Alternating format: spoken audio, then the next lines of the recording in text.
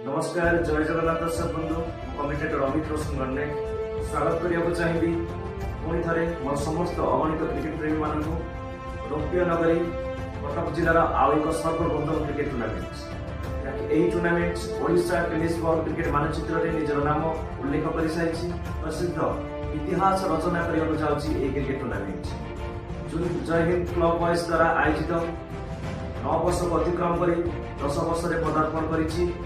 सामल साही premiere league 2025 आसंता मे 18 तारीख में cricket tournament शुभारंभ हम गोटे दिन धमाका क्रिकेट देखा मिल समस्त क्रिकेट प्रेमी मान सहित यह टूर्णामेंट प्रत्येक मैच सामल साही फील्ड विद्याधरपुर खेल